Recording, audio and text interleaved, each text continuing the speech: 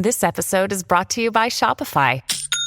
Forget the frustration of picking commerce platforms when you switch your business to Shopify, the global commerce platform that supercharges your selling wherever you sell. With Shopify, you'll harness the same intuitive features, trusted apps, and powerful analytics used by the world's leading brands. Sign up today for your $1 per month trial period at shopify.com/tech, all lowercase. That's shopify.com/tech. Good morning.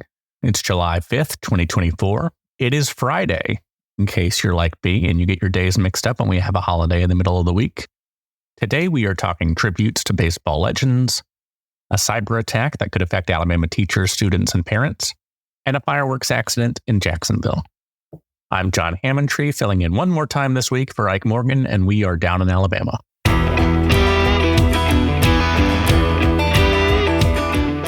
We spent a good chunk of June talking about baseball's history in Birmingham, but let's not forget that Mobile has its own proud baseball history too. And now local legends Hank Aaron and Satchel Paige have arrived back home.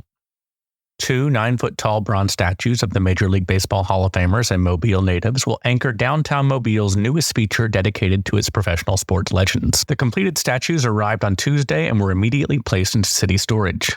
The city is still on pace to unveil the statues in the completed park, now called the Hall of Fame Walk, sometime later this year. In Mobile, some officials are hopeful that the city will consider investing to restore Hank Aaron's childhood home into a tourist attraction as well, or investing money to create a sports Hall of Fame inside the RSA Tower, which is a short distance from the Hall of Fame Walk. Meanwhile, in Birmingham, AL.com's Roy S. Johnson reports that Willie Mays' childhood home in Fairfield has fallen into disrepair. It is now in the possession of the Fairfield Land Bank, and they are currently considering a proposal to restore the home and turn it into a museum. If you've got students in Alabama schools, you might want to pay attention to this story. The Alabama State Department of Education experienced a data breach in June that may have compromised some student and employee data, officials announced Wednesday. On June 17th, information staff interrupted and stopped an attack on the department's computer system before hackers could fully access the system or lock it, according to State Superintendent Eric Mackey. He said that staff were able to restore all system data with backups, but there is the possibility that some data was compromised. Officials have launched an ongoing criminal investigation and are working with federal and state law enforcement, the Alabama Attorney General, the Alabama Office of Information Technology, and an independent anti-hacking expert to assess the scope of the attack. Mackey said the department could not specify which data was breached in June, but encourages students and state and local education employees to be on alert. The State Department does not collect direct deposit information, but they may house Social Security numbers or other identifiable information.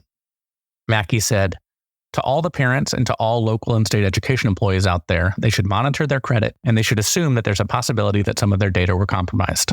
And finally, on Wednesday night, a fireworks performance in Jacksonville was canceled after a technician had to be flown to UAB Hospital when they were injured by a shell that unexpectedly detonated.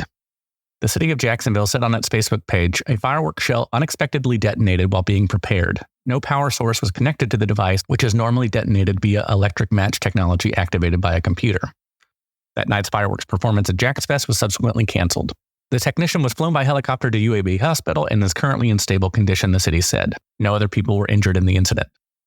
Hopefully you and your family stayed safe this 4th of July, and I hope you have a safe weekend. Ike Morgan will be back with the news on Monday, and in the meantime, you can come by and see what we're doing on the World Wide Web at AL.com.